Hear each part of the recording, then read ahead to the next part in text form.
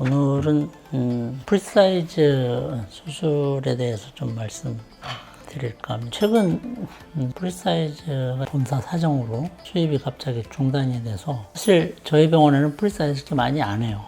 주로 속성 연장 수술을 주로 하는데 간혹 이제 하지부동 환자분들은 필요하신 분들이 계시죠. 그래서 현재는 프리사이즈를 못하는 상황이라 전부터 이제 제가 그런 생각을 좀 했었어요.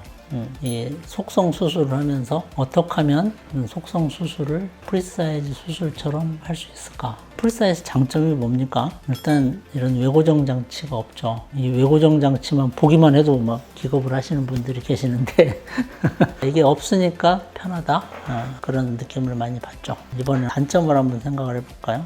프리사이즈 최대의 단점은 재활이죠. 그래서 지금 프리사이즈가 나온 지가 거의 10여 년 정도 돼요.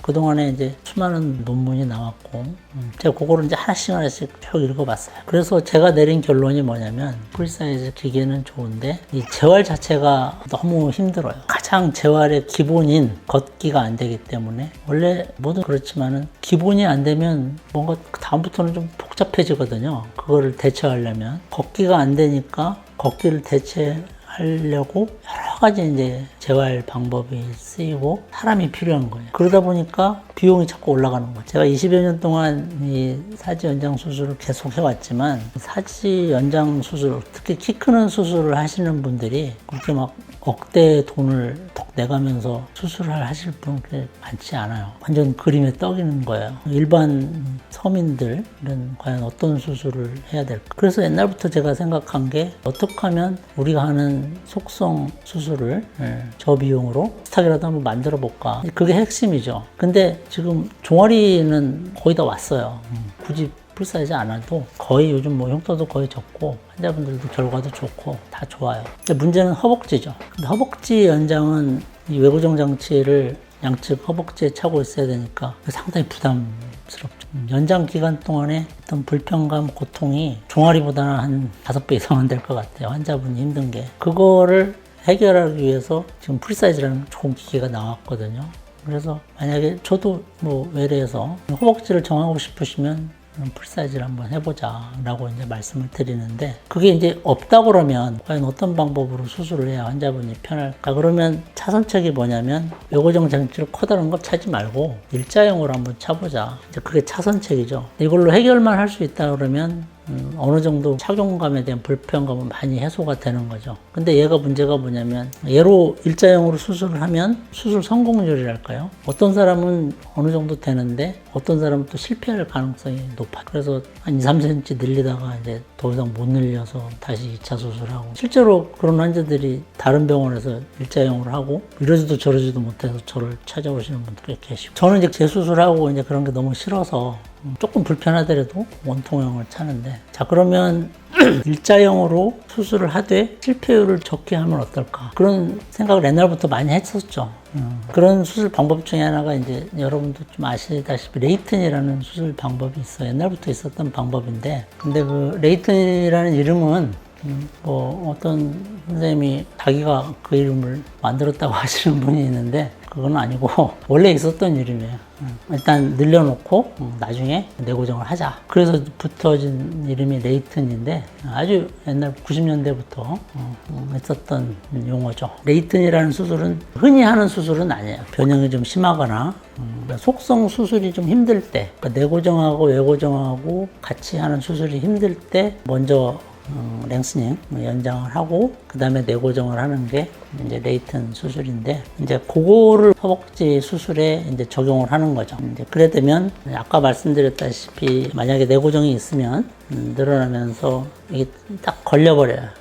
늘어나는 게 잘 안 늘어나서 너무 빡빡해서 못 늘어나는 경우가 많거든요. 그래서 이제 레이튼이라는 수술을 하게 되면 얘가 없으니까 외고정만 했으니까 많이 늘어날 수가 있죠. 자 그러면 늘어나고 외고정 채우고 이제 뼈가 찰 때까지 기다리는 게 무슨 수술입니까? 소위 말하는 외고정 1, 2자르프 수술이에요. 뼈가 찰 때까지 5cm면 한 1년은 기다려야 되거든요. 그게 이제 옛날 1, 2자르프 방식이죠. 자, 그러면 레이튼이라는 수술은 뭐냐면 이 속에 이제 비었다고 가정을 할 때 연장한 다음에 이 내고정을 넣는 거예요. 처음에는 연장을 내고정 없이 하고 그게 이제 레이튼 수술이에요. 그렇게 되면 비교적 연장은 편하게 할 수가 있고 근데 수술의 기법이 복잡하고 좀 힘들긴 해요. 성공률을 높이려면 기존에는 이 레이튼 수술을 변형이 심한 사람, 기형이 심한 사람 그런 사람들의 했는데 이제 제가 이 수술을 허벅지에 하게 된 동기는 환자분들이 원통형을 너무 힘들어해서 조금 더 프리사이즈에 가깝게 가려고 노력하는 일환이라고 보시면 돼요. 어제 수술하신 분이 허벅지 수술을 하기 전에 그런 말씀을 하시더라고요. 이분이 옛날에 종아리 수술 받으신 분인데 상당히 공부를 많이 하신 분이에요. 공부를 많이 하셔서 레이튼, 외고정, 엘리자로프 다 용어를 다 아시더라고요. 그래서 자기는 원통형이 너무 좀 힘들겠다.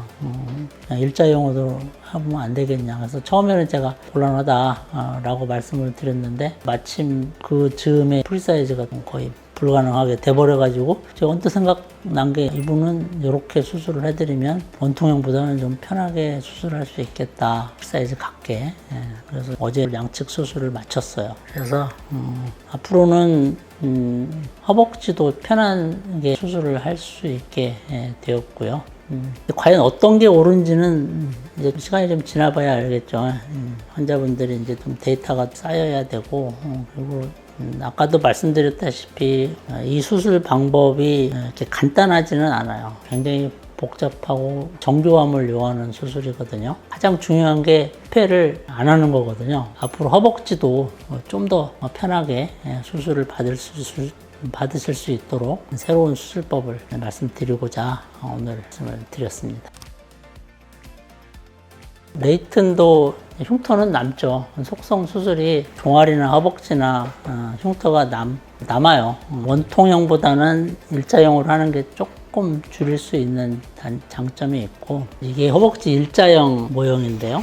핀이 위에 3개, 아래 3개 들어갑니다. 일자형. 근데 되게 위에 핀은 거의 이제 팬트 라인이기 때문에 거의 잘 안 보이죠. 근데 무릎 주변에는 이제 어쩔 수 없이 3개가 남는데 3차 수술할 때 흉터 제거, 흉터 축소 수술을 받으시면 됩니다.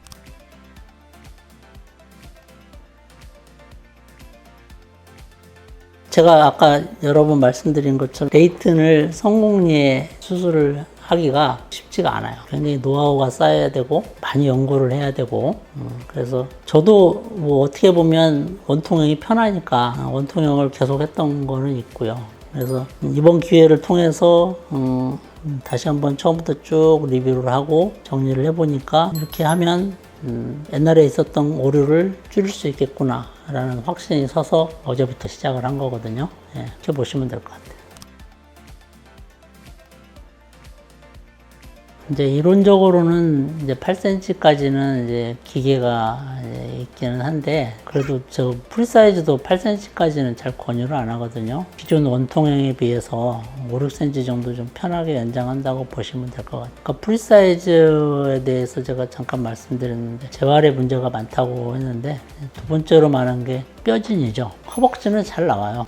아까 여러 논문을 제가 정말 수백 편을 봤는데 공통적으로 다 문제점을 지적을 하는 게 종아리 뼈진이에요. 저자들도 다 대동소이하게 허벅지를 해라. 부작용 적은. 그렇게 돼버리죠. 그러니까 전 세계 프리사이즈 수술한 사람들 다 허벅지만 하는 거예요. 그 병원에 가도 다 허벅지 하세요. 그렇게 돼버리는 거예요. 비율이 안 예쁘죠. 뭐 허벅지 해놓으면 뭐 닭다리 같다. 뭐 그러는데. 우리가 수술 한번 해서 다 예뻐지고 스커지를 하려는데 그 고비용을 들여서 그렇게까지 과연 해야 될까? 저는 정말 그런 생각이 많이 들어요.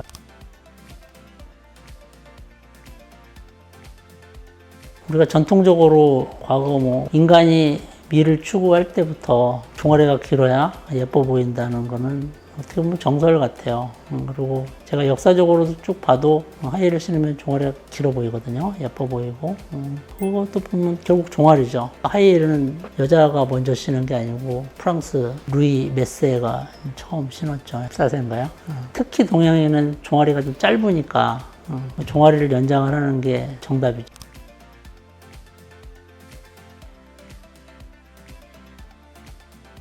그렇죠. 그건 공급에 외부에 떠나서 어차피 이번 기회가 저도 공부할 기회가 됐고, 그래서 항상 저는 인생을 살아가면서 항상 나한테 어떤 위기가 닥치면 그건 또 다른 기회다라는 생각으로 항상 살아가거든요. 갑자기 프리사이즈가 공급이 안 된다니 그럼 이 기회에 뭔가 또 좀 신박한 거 하나를 좀 개발해서 환자분들한테 도움을 줄 수 있으면 좋겠다라는 생각하죠. 우리가 기존에 좋은 수술들 많거든요. 가성비 좋고, 그리고 아주 재활도 잘 되는, 누구의 도움을 받는 프리사이즈보다는 스스로 할 수 있는 재활운동 방법, 그러니까 속성 수술이죠. 그리고 허벅지 역시 뭐 일자형, 이제 아까 말씀드린 그런 레이튼 그런 수술로 하시면 되니까 뭐 너무 염려는 안 하셔도 될 것 같습니다. 오늘은 프리사이즈라는 기계가 갑자기 공급이 중단이 돼서 거기에 대한 대처 방법, 특히 허벅지 수술에 대한 원통형을 수술로 많이 했는데 이제부터는 좀 더 간편하고 케어도 간편한 일자형 수술, 레이튼, 그러니까 일자형 하고 2차 때 내고정을 넣는 수술에 대해서 말씀드렸습니다. 감사합니다.